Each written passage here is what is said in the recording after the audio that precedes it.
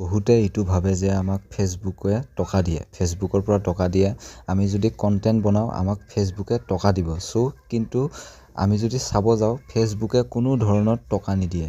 টকা তুমি কেনেকৈ পাবা, যেতিয়া তোমাক মানুহে গিফ্ট কৰিব, মানে কি বুলি কয়, ষ্টাৰ যেতিয়া মানুহে তোমাক গিফ্ট কৰিব তেতিয়াহে তুমি টকা পাবা। এনেই কিন্তু টকা নোপোৱা। তুমি যিমান লাখ ভিউ আহক, যিমান যি তুমি ফটো আপলোড নকৰক কিয়, কেতিয়াও তুমি টকা নোপোৱা যদি মানুহে তোমাক নিদিয়ে। ইয়াত চাব পাৰা মোৰ 37,000 ভিউ আছে, কিন্তু মই টকা পোৱা নাই। কিয় পোৱা নাই? কাৰণ মানুহে তোমাক দিব লাগিব না।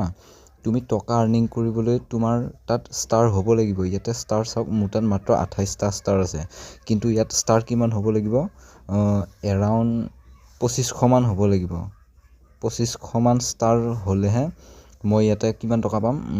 2500 ষ্টাৰত কিজানি মই 2500 টকাহে পাম। 2500 ষ্টাৰত মই মাত্ৰ 2500 টকাহে পাম। মোৰ ইয়াত মাত্ৰ ইয়াতে 90 টকাও হোৱা নাই। 90 টকাও হোৱা নাই এতিয়ালৈকে। 100টা ষ্টাৰত তোমাক 90 টকা দিব। কোনো ধৰণৰ ফেচবুকৰ পৰা টকা নিদিয়ে। এইটো ভুল সিদ্ধান্ত লৈ কেতিয়াও নাভাবিবা যে ফেচবুকে তোমাক টকা দিব। তুমি টকা তেতিয়াহে পাবা যেতিয়া মানুহে তোমাক এনেকৈ ষ্টাৰ গিফ্ট কৰিব।